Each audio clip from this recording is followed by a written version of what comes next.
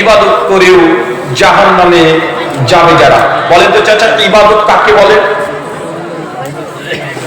শুনেন, আমার আলোচনাতে একটা প্রবলেম হবে আপনাদের। আমি আলোচনার প্রত্যেক 1 থেকে 1.5 মিনিট পর পরে প্রশ্ন করবো আপনাদেরকে, আর আপনাদের প্রশ্নের অ্যান্সার করতে হবে। মানে আমি একাই আলোচনা করব, আপনারা শ্রবণ করে চলে যাবেন, এটা আমার হয় না। মানে আমি যখন কথা বলি 1 মিনিট 1.5 মিনিট পর পর আপনাকে প্রশ্ন করবো, আর প্রশ্নের অ্যান্সার করতে হবে, মানে উত্তর দিতে হবে। কথা কি বুঝতে পারছেন আমার? আচ্ছা, কে কে আমার কথা বুঝতে পারছেন একটু হাত তোলেন তো। দেখেন 2 হাত তুলেছে। বলেন তো প্রশ্ন কি করেছি? কে কে আমার কথা বুঝতে পারছেন না তারা হাত তোলেন। কারণ কারা হাত তুলেছিল মাঝখান থেকে দেখেছেন, ধরা পড়ে গেছে। মানে এরা আমার কথা শুনছে না। পবিত্র কোরআন সূরা জুমার সূরা নম্বর 39 আয়াত নম্বর 17 এবং 18 আল্লাহ সুবহানাহু ওয়া তাআলা কোরআনুল কারীমে বলেন, আল্লাযীনা ইয়াসতামিউনাল কওল ফায়াত্তাবিউনা আহসানা উলাইকা আল্লাযীনা হাদাহুমুল্লাহ উলাইকা হুম উলুল আলবাব। বাংলা মানে আল্লাযীনা ইয়াসতামিউনাল কওল, যারা মনোযোগ সহকারে কথা শ্রবণ করে। চাচা কি বললাম বলেন তো? এখন কি বললাম? আল্লাযীনা ইয়াসতামিউনাল কওল, যারা মনোযোগ সহকারে কথা শ্রবণ করে। কে বলছে? কে বলছে? আল্লাহ বলছেন। কোথায়? কোরআনুল কারীমে আল্লাহ বলছেন যারা মনোযোগ সহকারে কথা শ্রবণ করে। এরপরে ফায়াত্তাবিউনা হাসানা, এবং শোনার পরে শুধু শুনেছে এমনটা নয়, শোনার পরে এমন হৃদয় এমন মন আছে, শোনার পরে যেটা সবচেয়ে উত্তম এটাকে গ্রহণ করে। উত্তম বলতে কোনটা? যেটা আমি বলবো সেটা? জি না, আমি যে ব্যাখ্যা করবো সেটা, এই ব্যাখ্যাটাও নয়। উত্তম জিনিস হচ্ছে সেটা যেটা কোরআনুল কারীম, যেটা হাদিস। আমার ব্যক্তিগত কোনো ব্যাখ্যা, ব্যক্তিগত কোনো তাফসীর বা ব্যক্তিগত কোনো মত বা রায়, এটা আহসান বা উত্তম নয়। উত্তম ওটাই যেটা আল্লাহ কোরআনুল কারীমে নাযিল করেছেন, আর যেটা মুহাম্মদ রাসূলুল্লাহ সাল্লাল্লাহু আলাইহি সাল্লাম হাদিসে মুবারাকাতে বলে গেছেন, এটাই উত্তম। আর এর বিরুদ্ধে যা যাবে সে যত ভালো হোক না কেন, সেটা উত্তম নয়। এতটুকু বুঝতে পারলেন? অনেকে ভাবতেন হুজুর মনে হয় সুর দিয়ে বক্তব্য দিবে, বা আমি সুর দিয়ে বক্তব্য দিই না, আর দিতেও পারি না। আমার আলোচনায় যে কাটা কাটা কথাগুলো শুনছেন, এগুলো আমার আলোচনা। কথা বুঝতে পারছেন? এরপরে আরো আলোচক পূর্বে গিয়েছে, পরেও আসবে। তারা সুর দিয়ে, গজল দিয়ে আপনাদের মন হৃদয় সবগুলোকে সন্তুষ্ট করতে পারবে। কিন্তু আমার আলোচনায় কাটা কাটা যে কথাগুলো দেখছেন, এগুলোই বিষয়ভিত্তিক। খুবই সংক্ষিপ্ত পরিচালনা করবো, বোঝানোর চেষ্টা করবো যে আপনি যে ইবাদত গুলো করছেন, এই ইবাদত করেও আপনারা জাহান্নামে যাচ্ছেন কি যাচ্ছেন না, এটা আপনাকে আজকে এই সিদ্ধান্ত নিতে হবে। আল্লাহ বলছেন, আল্লাযীনা ইয়াসতামিউনাল কওল ফায়াত্তাবিউনা হাসানা, যারা মনোযোগ সহকারে কথা শ্রবণ করে, শোনার পরে যারা সবচেয়ে উত্তম এটাকে গ্রহণ করে। তার মানে বোঝা গেল মানুষ শুধু শুনলেই হবে না। শুনলে হবে? শুধু শুনলেই হবে? শোনার পরে হৃদয়ের একটা উন্মুক্ত যে না, আজকে যে আলোচনা হলো, এই আলোচনার মধ্যে থেকে একটা জিনিস হলো আজকে আমি শিখবো, শিখে এটা আমলে বাস্তবায়ন করবো, এমন হৃদয় যদি কারো থাকে। আল্লাহ কি বলছেন? উলাইকা আল্লাযীনা হাদাহুমুল্লাহ, আমি আল্লাহ সুবহানাহু ওয়া তাআলা এই কোয়ালিটির মানুষগুলোকে ধরে ধরে তাদেরকে আমি হেদায়েত দান করে থাকি। মানে হেদায়েত আল্লাহ যাকে তাকে দেন না, যার হৃদয় আছে গ্রহণ করার মতো দিল আছে, আল্লাহ তাকে হেদায়েত দিবেন। আল্লাহ চাইলে আবু জাহলকে হেদায়েত দিতে পারতেন কি পারতেন না? দাদা বলেন, আবু জাহলকে দিতে পারতেন না? আবু লাহাবকে দিতে পারতেন না? উদওয়া, শাইবা, ফিরাউন, তাদেরকে আল্লাহ হেদায়েত দিতে পারতেন না? পারতেন।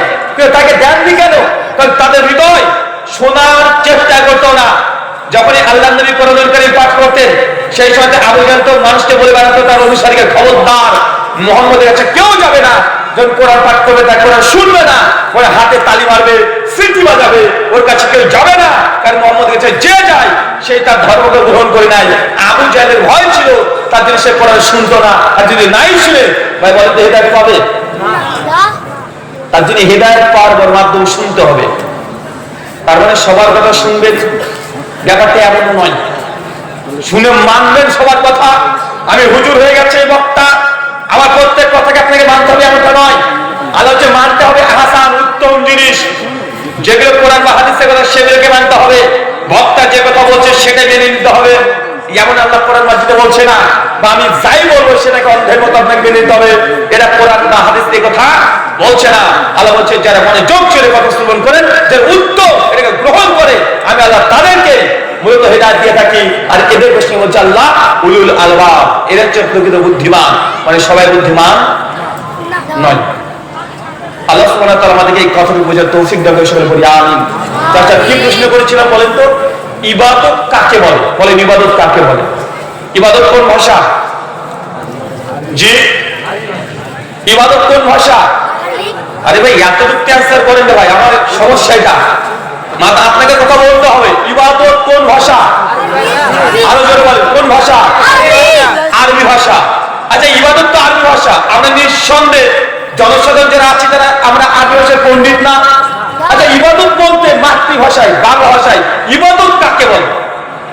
কাকে ইবাদত বলে? আল্লাহ সুবহানাহু ওয়া তাআলা বলেছেন কোরআনুল কারীম সূরা জারিয়াত সূরা নম্বর 51 আয়াত 56, ওয়া মা খালাকতু জিন্না ওয়া ইনসা ইল্লা লিয়াবুদুন। অবশ্যই ওয়া মা হচ্ছে নাফিস সেগা না বোধক। আল্লাহ বলেছেন অবশ্যই আমি মানুষকে জিনকে আমি আল্লাহ সৃষ্টি করতাম না। আল্লাহ অস্বীকার করছে। যদিও আমরা এটা অনুবাদ করি যে আল্লাহ মানুষের জিনকে সৃষ্টি করেছেন ইবাদতের জন্য, কেউ ডিরেক্ট যদি অনুবাদ করেন তাহলে এর অনুবাদ হবে অবশ্যই আমি আল্লাহ মানুষের জিনকে সৃষ্টি করতাম না। মানতে নাফিস সেগা করতাম না, আল্লাহ দরকার ছিল না আমাকে আপনাকে সৃষ্টি করার। কেন করেছে? কালেমা হাসের তাগিদ দিচ্ছে ইল্লা লিয়াবুদুন, শুধুমাত্র কেবলমাত্র আমি আল্লাহ তার ইবাদত করবে এই জন্য মানুষের জিনকে সৃষ্টি করেছি। চাচা মানুষের জিনকে আল্লাহ কেন সৃষ্টি করেছে? আরো জোরে বলেন। তার মানে বুঝলাম যে আমাদেরকে সৃষ্টি করার উদ্দেশ্য আমরা ইবাদত করব। এখন ইবাদত তো আরবি শব্দ, এখন আরবি শব্দের মানে যদি আপনি না বুঝেন ইবাদত কি বুঝবেন কি হবে? ইবাদতের বাংলা মানে কি বলেন একজন? উপাসনা। ইবাদত মানে উপাসনা। আরেকজন বলেন, হয়নি উত্তর আল্লাহর হুকুম পালন করা। আচ্ছা এখনো 100% আসেনি উত্তর। জি বলেন। নির্দিষ্ট পদ্ধতিতে আল্লাহর হুকুম পালন করা না ইবাদত করা? মেনে নেওয়া। আর আল্লাহ তাওহীদ প্রতিষ্ঠা করা। আর দেখেন আমাদের সৃষ্টির উদ্দেশ্য যে ইবাদত করা। এখন মুসলমান ইবাদতের বাংলা মানে কি? আল্লাহ আসলে ইবাদত বলতে কি বোঝাচ্ছে আমরা এটাই জানলাম না। তো বলেন তবে সৃষ্টির উদ্দেশ্য, মুখ্য উদ্দেশ্য এটাই, কারণ যে সৃষ্টি করেছে আল্লাহ ইবাদতের জন্য। ইবাদত কি? বয়স 60-70 বছর হয়ে গেছে আপনার, এখন বলতে আপনি এটাকে জীবনে বাস্তবায়ন করতে পারেননি যে ইবাদতটা কাকে বলে। ইবাদতের আবিধানিক ডিরেক্ট মানে করতে হয় দাসত্ব করা। কি করা বলেন তো ভাই? ইবাদত আব্দুল থেকে আসছে দাসত্ব করা, গোলামিত্ব করা। দাসত্ব কার? আরো জোরে কার? আল্লাহ সুবহানাহু ওয়া তাআলা দাসত্ব করবেন আপনি। দাসত্ব কাকে বলে? দাস কাকে বুঝছেন ভাই? দাস কি আপনি জানেন? দাস মানে যে মনিবের কথা মতো উঠে আর বসে, নিজের কোনো বাস্তববাদী চলে না, নিজের মন মতো কোনো কথা বলার সাহস নাই, নিজের মন মতো কাজ করতে পারে না, ইচ্ছে মতো খেতে পারে না, ইচ্ছে মতো বসতে পারে না, ইচ্ছে মতো যেখানে সেখানে ঘুরে বেড়াবে, এটা করতে পারে না। এটাকে বলে দাসত্ব করা, এটাকে বলে কৃতদাস। আমরা ইবাদত করছি, ইবাদতের আবিধানিক মানে হচ্ছে দাসত্ব করা। আমরা হচ্ছে আব্দুন, আমরা হচ্ছে আমরা হচ্ছে গোলাম। কার গোলাম? আল্লাহর গোলাম। আমরা কি করতে বলছি? আল্লাহ কেন তৈরি করেছে আমাদেরকে? আরো জোরে বলেন, কেন? ইবাদত করবে, দাসত্ব করার জন্য। মানে আমরা আল্লাহর গোলাম। আর দাসত্ব ওটাকেই বলে যে মনিবের প্রত্যেক কথাকে মেনে চলতে হবে। দাসের নিজের কোনো ক্ষমতা, চিন্তা, চেতনা, নড়া ওঠা বসা নিজের ইচ্ছা মতো করা যায় না। এর থেকে বলে দাসত্ব করা। চলেন আপনাকে একটা উদাহরণ দিয়ে বুঝাই। আচ্ছা আমরা কোন ধর্মের মানুষ? আর যারা ইসলাম ধর্ম মেনে চলে তাদেরকে কি বলা হয়? মুসলিম। আচ্ছা মুসলিমের বাংলা মানে বলেন। আমি আলোচনাতে বেশি কিছু শেখাই না, আমার আলোচনাতে একটা জিনিস হলে শিখাচ্ছে বাড়িতে যাবেন। 150টা বিষয় শিখতে হবে এমনটা নয়। আর আমি রাত্রি সাথে 11টা পরে কোনো আলোচনা করি না। এটা আমার কমিটির সঙ্গে যখন আমার আলোচনা হয়, প্রত্যেক পশ্চিমবাংলায় যেখানে ডেট নেওয়া হয় সেখানে আমার সঙ্গে কথা হয়। আর কমিটিকে ডেট দেওয়ার আগে আমি বলে দিই যে সময় কখন দিবেন, মানে আগে ডেট আমি ঠিক করি না। অনেকে বলে যে রুহুল আমিন ভাই আমাদের অমুক জায়গায় আসতে হবে, তো একটা ডেট লাগবে। আমি বলি যে আপনারা প্রোগ্রাম করবেন, আমাকে দিবেন কয়টায়, আগে কয়টায় দিবেন ঠিক করেন। আমার সর্বশেষ সিস্টেম হচ্ছে রাত্রি 11টা। 11টার পরে আমি প্রোগ্রাম করবো না। যদি আপনাদের মনে হয় যে আমাকে আপনাদের প্রয়োজন তাহলে নিতে পারেন, নচেত নেওয়ার প্রয়োজন নেই। আপনারা আগে কমিটি মিলে আলোচনা করে দেখেন যে 11টার দিকে আমাকে নামিয়ে দিতে পারবেন কি পারবেন না। আপনারা সারা প্রোগ্রাম করবেন না কি করবেন সেটা আপনাদের ব্যক্তিগত বিষয়। আমার পরে 10টা আলোচক তোলেন, তার কোনো সমস্যা নেই, কিন্তু আমার সময় রাত্রে 11টাই কমপ্লিট। 10টা 50-এ দিলে 10 মিনিট বক্তব্য বলে স্টেজ থেকে নেমে বলবো 11টায়, এটা আমার নিয়ম। আর এটা আজকে এই বলে এসেছি, তাই আলোচনা কিন্তু 11টা পর্যন্ত হবে। একটা জিনিস শুনে শিখতে হবে, ঘন্টার পর ঘন্টা 10 ঘন্টা আলোচনা শুনে যদি কিছুই শিখতে না পারেন, এই আলোচনা শোনার নাম বা ফায়দা কি? আচ্ছা, মাগরিব থেকে আলোচনা শুনলেন, এত শুনলেন, কি শিখেছেন? দুটো জিনিসের নাম বলেন তো, যে নতুন দুটো জিনিস শিখেছেন। কি শিখেছেন? সবুরের গজল শিখেছি। হ্যাঁ, সবুরের গজল, বাউল গান। কি শিখেছেন? আমার প্রশ্ন তো এটাই। বাউল গান তার মানে বোঝা যাচ্ছে যেটা ক ঘন্টা আমি আলোচনা করলাম এটা গুরুত্বপূর্ণ নয়, কত ঘন্টা আমি আলোচনা করছি এটা গুরুত্বপূর্ণ নয়। গুরুত্বপূর্ণ হচ্ছে এটা যে আমার কাছ থেকে আপনি কয়টা জিনিস শিখেছেন। কি বললাম বলেন তো ভাইয়া? আমার কাছ থেকে কয়টা জিনিস আপনি শিখলেন, আর শিখে আপনি এটাকে কতটুকু আমলে বাস্তবায়ন করছেন এটা গুরুত্বপূর্ণ। ঘন্টার পর ঘন্টা যদি আলোচনা শুনতে চান বাইরে চলে যান, এত কষ্ট করে বসে লাভ নেই। হেডফোন লাগান, এখন মোবাইল আছে, ইউটিউব আছে, কানে হেডফোন দিয়ে যার বক্তব্য হচ্ছে তার বক্তব্য শুনতে পারবেন। পারেন কি পারেন না? কথা বলেন।